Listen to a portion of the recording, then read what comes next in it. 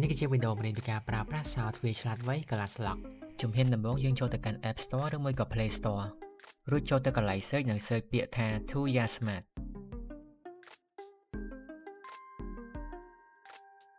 រួចចុច Download Tuya Smart និងធ្វើការរងចាំវាបន្តិចសិននៅពេល Download ហើយយើងចូលទៅក្នុង App កន្លែងនេះយើងចុចពាក្យ Allow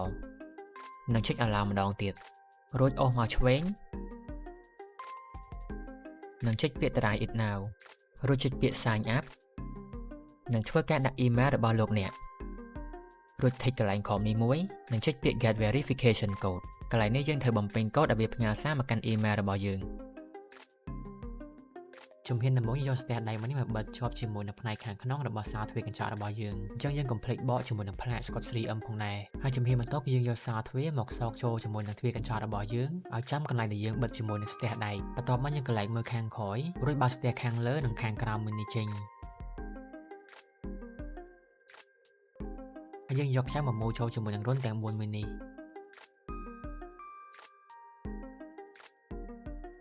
ចំពោះទ្វារកញ្ចក់របស់យើងមកខាងទៀតគឺយើងធ្វើអញ្ចឹងដូចគ្នាដែរហើយយើងយកសារទ្វារមកខាងទៀតហ្នឹងមកសោកចូលឲ្យចាំប្រទេសដៃអញ្ចឹងកន្លែងនេះយើងត្រូវប្រកាសថាយើងបានវាស់ត្រឹមត្រូវឲ្យស្មើជាមួយនឹងសារទ្វារមកខាងទៀតដើម្បីកុំឲ្យកន្លឹះទ្វារបិទចូលមិនរួចហើយយើងយកខ្ចៅដដែលហ្នឹងមកមូលចំចំណុចទាំង4នេះជំហានចុងក្រោយដាក់ថ្មចូលជាការស្រេច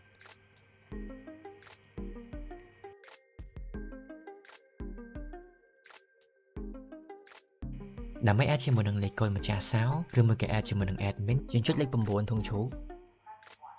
រួចចុចលេខ1គឺ manage user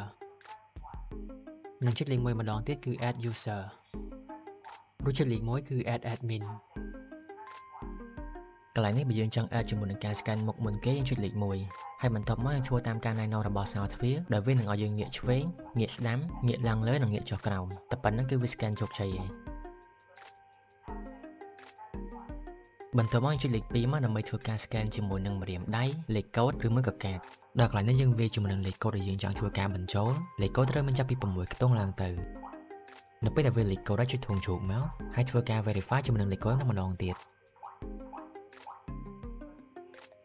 បន្ទាប់មកយើងអាចធ្វើការ add បន្តទៀតបានដូចជាការ scan ម្រាមដៃបើចង់ scan ម្រាមដៃយើងធ្វើការដកដាក់រហូតទៅវាលោតពាក្យ succeed បានយើងដកដៃ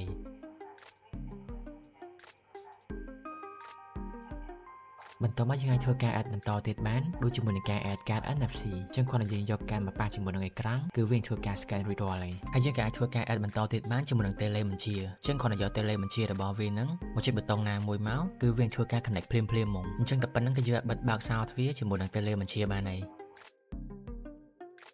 អញ្ចឹងដើម្បី add ជាមួយនឹងសមាជិកធម្មតានៅក្នុងផ្ទះដែលមិនមែនជាម្ចាស់សោយើងចុចលេខ9ធុងជ្រូករួច verify ជាមួយនឹង admin យើងចង់ verify ជាមួយនឹងលេខកូដមួយគឺចៅដៃក៏បានដែរ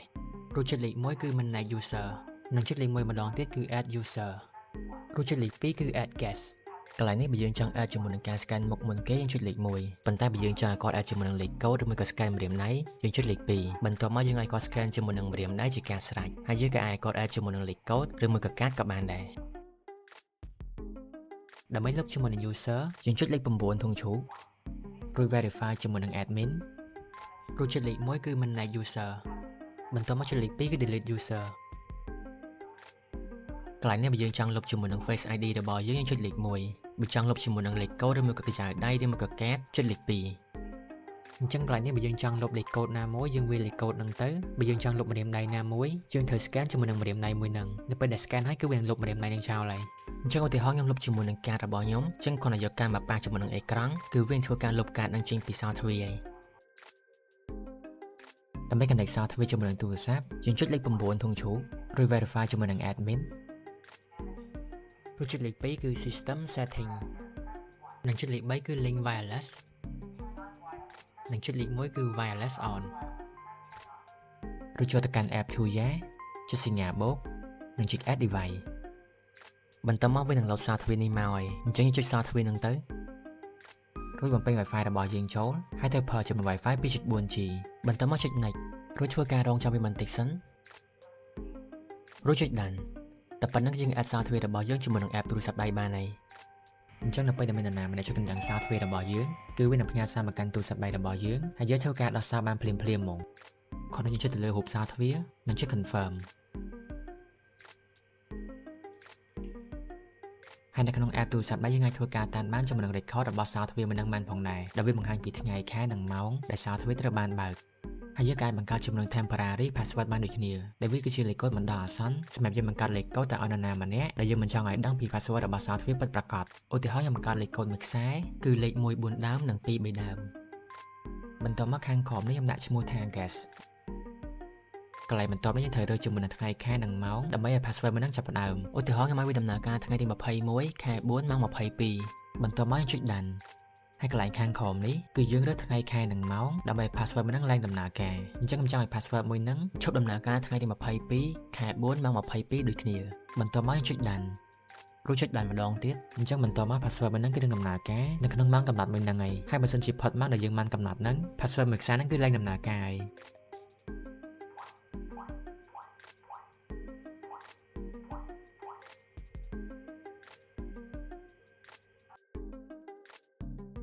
ដើម្បីចូលទៅកាន់ setting របស់ software យើងចុចលេខ9ធុងឈូកឬ verify ជាមួយនឹង admin រួចចុចលេខ2គឺ system setting ហើយចុចលេខ1គឺ set parameter រួចចុចលេខ1គឺ set lock mode បើយើងចង់ឲ្យទ្វាររបស់យើងអូតូចាក់សោនៅពេលដែលយើងបើកហើយយើងចុចលេខ1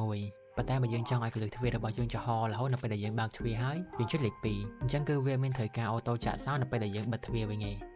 ហើយបើយើងចុចផ្កាចេញមកខាងក្រៅវិញរួចចុចលេខ2គឺ set unlock key time គឺវានឹងឲ្យយើង set វិនាទីដើម្បីយើងធ្វើការអាចដោះសោបានម្ដងទៀតនៅពេលដែលយើងបើកសោហើយឧទាហរណ៍បើយើង set 30វិនាទីមានន័យថា software នឹងមិនធ្វើការចាក់សោក្នុងរយៈពេល30វិនាទីនៅពេលដែលយើងបើកសោភ្លាមៗអញ្ចឹងតតែ30វិនាទីផុតទៅទើបយើងអាច scan ដោះសោបានម្ដងទៀតបើយើងចុច setting ដដែលយើងធ្វើការផ្លាស់ប្ដូរជាមួយនឹងសំឡេងរបស់ software មួយនេះបានអញ្ចឹងយើងចុចធុងជោគហើយ verify ជាមួយនឹង admin ដដែលមករួចចុចលេខ2គឺ system setting រួចចុចលេខ2គឺ set volume កន្លែងនេះបើយើងចុចលេខ1មានន័យថាយើងតម្លើងសំឡេងបើចុចលេខ2មានន័យថាតម្លាក់សំឡេងហើយសំឡេងយើងអាចធ្វើការតម្លើងបាន4 level អញ្ចឹងបើយើងចង់ឲ្យវាលឺខ្លាំងយើងចុចលេខ1រហូតដល់វា load level 4ចំពោះ software ខាងក្នុងប៊ូតុងមួយនេះវិញទៅពេលដែលយើងចុចទៅគឺវានឹងធ្វើការបើកកលឹះសោបើយើងចុចម្ដងទៀតគឺវានឹងធ្វើការចាក់សោឡើងវិញហើយចំពោះប៊ូតុងបង្វិលមួយនេះវិញគឺសម្រាប់ចាក់សោនិងបើកសោដូចគ្នា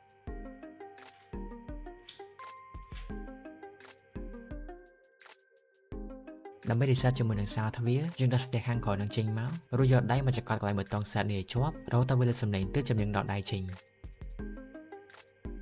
តែប៉ុណ្្នឹងគឺវានឹង reset software Digi Smart Home ធ្វើឲ្យផ្ទះរបស់លោកអ្នកឆ្លាតវៃ